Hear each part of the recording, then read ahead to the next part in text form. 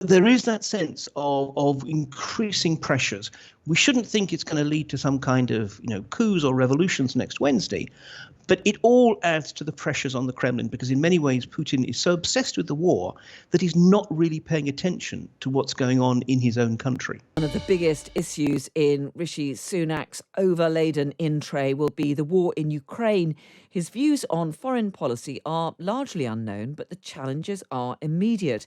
Today, Russia claimed that Kyiv might use a dirty bomb, conventional explosives laced with radioactive material. Well, NATO allies have rejected the claim as false, and the Secretary-General, Jens Stoltenberg, has warned that Russia must not use this as a pretext for escalation.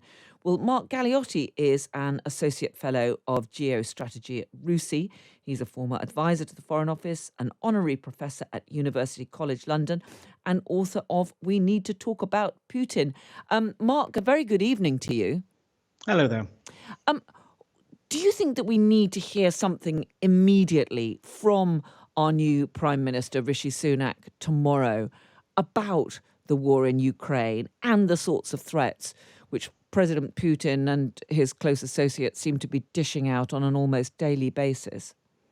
Well, we might want that for our own peace of mind, but to be perfectly honest, looking at how the Russian media is reporting this, they clearly don't really imagine that there's going to be any particular shift in policy.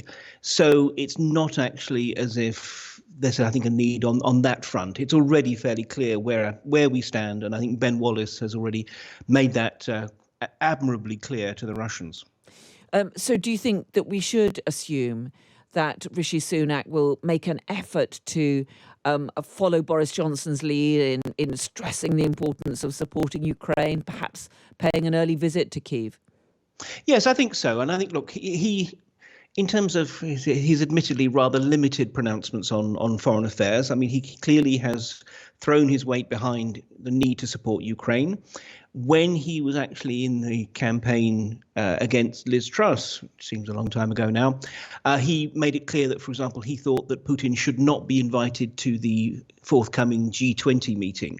So, insofar as he's been making statements, they are all, pretty clear continuity ones. The only real challenge is going to be in the medium term. He looks as if he might be a little bit hesitant about the current commitment to increasing defence spending to 3% of GDP. And likewise, given that he will probably be looking for some kind of overall cuts in spending, the continued largesse, the continued degree of spending on Ukraine may well come under some question at the margins. But as I said, I think that's going to be medium term, not immediate.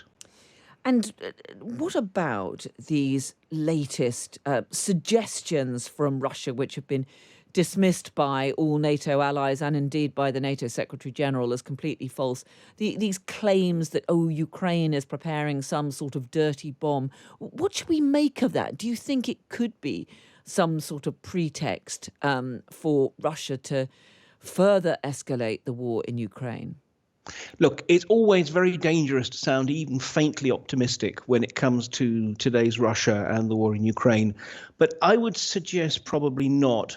I think this actually follows into quite a clearly pronounced pattern of the Russians using indirect threats, not because they're actually planning on doing so, the same way as we had this with the potential for using a non-strategic nuclear weapon in Ukraine, but really because they're trying to keep us on edge. They're trying to emphasize this point that they have a whole variety of deeply unpleasant strategic options at their disposal, because ultimately they know that if they have any chance of not even frankly winning the war in Ukraine, but avoiding a defeat, it is not by defeating the Ukrainians on the battlefield. That's not going to happen. It's actually by managing to shake the West's will and its resolve to continue to support Ukraine. So I think this is more about kind of further heavy-handed signaling about, wow, this could go really badly. Do you really want the war to continue?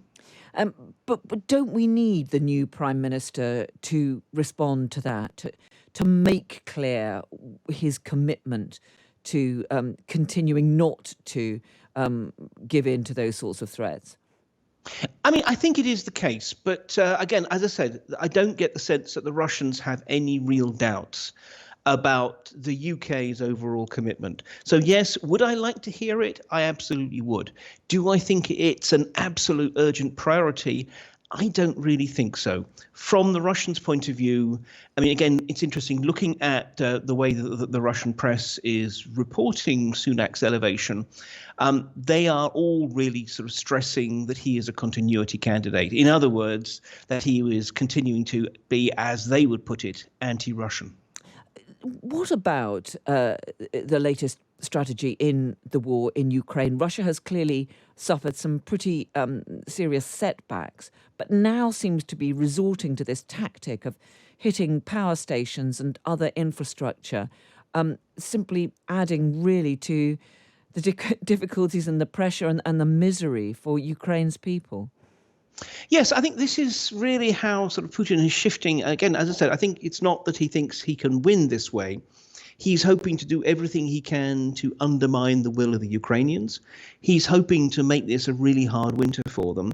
But also, I think what he's trying to do is to potentially escalate the cost of continuing to support Ukraine. I mean, we've got to remember, it's not just about the weapons that the West is providing.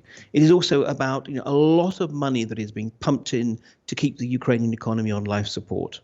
And I think his hope is that not only does this cause misery for untold numbers of Ukrainians, it's a very, very brutal strategy, there's no way around it, but it also forces the West to basically pump more money into Ukraine, which in turn makes it harder for Western governments to continue to defend this particular policy option.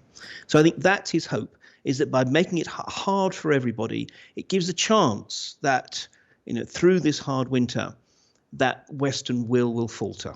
And how significant do you think are these signals of growing opposition inside Russia, in particular to the call up to the conscription and to the increasing signs we're seeing that some of the hardliners around him are exasperated, and that many families, many ordinary Russians are really pretty annoyed and upset at the prospect of members of their family being sent off to the front line?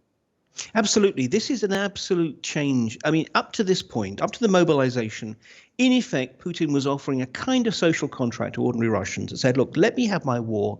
And for most of you, frankly, your lives won't change that much.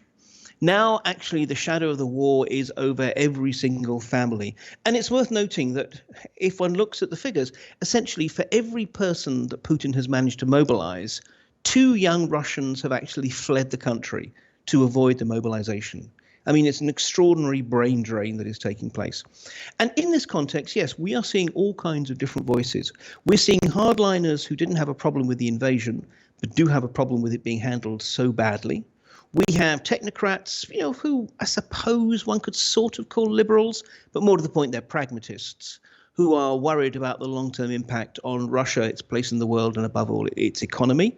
And we're beginning to see families complaining either because of mobilization, but also because of increased prices. It's worth noting that now a majority of Russian households do not have any savings left, thanks to rising prices and such like.